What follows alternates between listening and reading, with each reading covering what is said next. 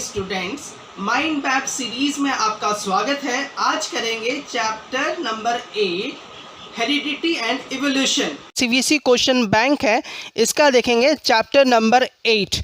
Chapter number 8 आपको क्या है, हेरिडिटी एंड इवोल्यूशन। इसमें आपको रिवीजन नोट्स मिल जाएगा। जो स्टूडेंट्स को काफ़ी परेशानी होती है, खोजनी पड़ती है उन्हें या बनाना पड़ता है, तो ये रिवीजन नोट्स मिल जाएगा। ये है नेक्स्ट पेज पर माइंड मैप ये इस वीडियो में एक्सप्लेन किया जाएगा। हेरिडिटी एंड इवोल्यूशन कैसे हुआ, इवोल्यूशन का और हेरिडिटी के बारे में जानते हैं इसमें। तो ये एक्चुअली क्या होता है, हेरिडिटी में क्या होगा, आपको वेरिएशंस काफ़ी मिलेंगे। ओके, तो वो चीज़ जानना है, इसमें वेरिएशंस होगा कैसे और कहाँ कहाँ कैसे करके होता है, वो चीज़ समझते हैं। ठीक है, तो देखो यहाँ पे क्या है कि जो इम्पोर्टेंट आपको यहाँ पर वेरिएशंस में मीन्स चेंजेस, क्या क्या चेंज होता है, जनरेशन बाय जनरेशन चेंज होता है। तो वो क्या होगा, ब्रिंग्स अबाउट इवोल्यूशन, उसी को हम इवोल्यूशन कहते हैं। हर जनरेशन कुछ ना कुछ चेंज होना, ओके, उसको इवोल्यूशन कहेंगे। अब जो चीज़ है इसको क्या करेंगे कि लॉ ऑफ सिग्रेशन में अभी देखो क्या क्या समझते हैं। इसमें समझना है आपको, ग्रेगर जॉन मैंडल जो थे साइंटिस्ट, उन्होंने निकाला था हेरिडिटी का जो उन्होंने नियम निकाला है वो है वो उन्होंने बनाया था मोनोहाइड्रिक क्रॉस में क्या हो जाएगा, मोनोहाइड्रिक क्रॉस में आपको हो जाएगा लॉ ऑफ सिग्रेशन में आपको हो जाएगा आपको F2 जनरेशन, उसमें सबसे पहले होगा F1 जनरेशन और फिर उसको F2 जनरेशन। F1 जनरेशन में उन्होंने क्या निकाला, F1 जनरेशन में निकाला उन्होंने फेनोटाइप। ठीक है, फेनोटाइप में क्या किया उन्होंने, फेनोटाइप में ऑल रेड था, तो जेनोटाइप उसका आर कैपिटल और स्मॉल आर लिखोगे।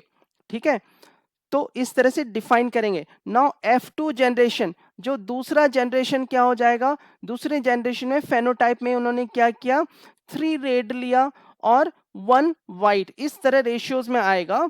जेनोटाइप उसमें हो जाएगा आपको 1 RR, 2 RR, R small r और 1 स्मॉल RR। ठीक है, तो वो इस तरह से होगा। ये F1 और F2 जनरेशन हो गया। नो, ये क्या था आपको, ये था आपको मोनोहाइब्रिड क्रॉस में लॉ ऑफ सिग्रेशन कैसे किया था। नेक्स्ट देखो क्या है, मोनोहाइब्रिड क्रॉस। ठीक है, मोनोहाइब्रिड क्रॉस में क्या हो जाएगा, मोनोहाइब्रिड क्रॉस में लॉ ऑफ डोमिनेंस, किसी भी कैरेक्टर्स को दबा देना उसे डोमिनेंट कहते हैं। तो इसमें क्या है, it states that recessive alleles will always be masked by dominant alleles। तो कुछ प्रॉपर्टी जो होता है ना, जो सबसे ज्यादा पावरफुल होता है, वो क्या होता है, लोअर पावरफुल प्रॉपर्टी को दबा देता है। ठीक है, नंबर सेकंड देखो क्या है, इन F1 जनरेशन क्या हो जाएगा, phenotype of all plants are red हो जाएगा इस केस में। ओके, नाउ अब देखते हैं दूसरा क्या है आपको, यहाँ पे दूसरा आपको है कि डाइहाइब्रिड क्रॉस। अगर डाइहाइब्रिड क्रॉस होता तो क्या होता, डाइहाइब्रिड क्रॉस होगा तो लॉ ऑफ इंडिपेंडेंट असॉर्टमेंट जो होता है उसे इन्होंने दो भाग में बांटा है। जैसे इस साइड आ जाओ, F2 और F1 जनरेशन। तो F1 जनरेशन में देखो क्या हो जाएगा, फेनोटाइप होगा, फेनोटाइप में ऑल राउंड येलो होगा और जेनोटाइप में हाइब्रिड हो जाएगा, capital R small r, capital Y small y। ठीक है, और दूसरा इधर आ जाएगा F2 जनरेशन में। F2 जनरेशन में फेनोटाइप में क्या क्या है देखो, राउंड येलो, राउंड ग्रीन और रिंकल ग्रीन। इसमें जेनोटाइप देखो ये रेशियो आता है 9:3:3:3:1। ओके, कुछ इस तरह से समझते हैं इसको। अब देखो क्या है कि ये तो हमारा हो गया gender by heredity. Okay, heredity हमने समझ लिया। अब क्या समझना है इसमें जो है, वो है आपको sex determination in human. Sex determination in the sense कि मेल है या फीमेल है, ये डिटरमाइन कैसे करेंगे। तो देखो, मेल और फीमेल का डिटर्मिनेशन जो है ना, वो कुछ इस तरह से इन्होंने समझाया है कि फीमेल जो है उसमें होगा 22 ऑटोजोम्स होगा, जैसे क्रोमोजोम होता है, क्रोमोजोम जो होगा ना टोटल 44 होता है, ठीक है। तो उसमें क्या है, अगर फीमेल बनेगा तो 22 प्लस एक्स एक्स होगा, अगर मेल बनेगा तो 22 प्लस एक्स वाई होगा। ओके, इसमें क्या हो गया, 22 ऑटोजोम्स है और इधर 22 पेयर्स ऑटोजोम्स हो गया, 22 नाउ। अब क्या है, एक्स एक्स जो है एसपीआई क्रोमोजोम हो गया, सेक्स क्रोमोजोम है ये एस एक्स एक्स, और इधर क्या है एक्स वाई सेक्स क्रोमोजोम है, ठीक है।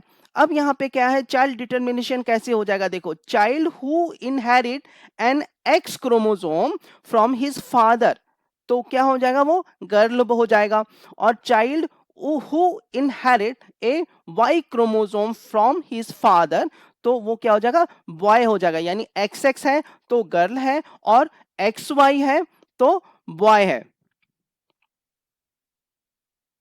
बात देखते हैं यहाँ पर, उसके बाद आपको यहाँ पर क्वेश्चंस हैं जो PYQ के फॉर्म में मिल जाएगा आपको, ओके, शॉर्ट नोट्स में के साथ। और यहाँ पे देखो आपको है सब्जेक्टिव टाइप क्वेश्चंस, ठीक है, सब्जेक्टिव टाइप क्वेश्चंस जो लास्ट ईयर आए हुए हैं, प्रीवियस ईयर क्वेश्चंस, वो आपको मिल जाएगा। ये इंपॉर्टेंट है एग्ज़ाम की प्रिपरेशन के लिए कि एक्सपेक्टेड क्वेश्चंस आ जाएगा आपको, ठीक है। शॉर्ट आंसर टाइप क्वेश्चंस भी है यहाँ पे, आप देख सकते हो इसको, ओके। और जो मेन इसमें है कि आप कंपिटेंसी बेस्ड क्वेश्चन, ये आपने काफ़ी सुना होगा, इस बार 50% से ऊपर आने वाला है ये क्वेश्चन, तो ये क्वेश्चंस आपको यहाँ से मिल जाएगा प्रैक्टिस के लिए, एग्ज़ाम के लिए। और assertion and reasons type question जिसमें स्टूडेंट को काफ़ी कन्फ्यूज़न होता है उन चीज़ों में। फिर देखो केस बेस्ड MCQ और केस बेस्ड क्वेश्चंस आपको यहाँ पे मिल जाएगा, और उसके साथ साथ सॉल्यूशन भी मिल जाएगा ताकि आप सॉल्यूशन चेक कर सको, ठीक है। अब ये सारी चीज़ें आपको यहाँ पे मिल जाएगा जो सफिशिएंट है एग्ज़ाम की अच्छी तैयारी करने के लिए।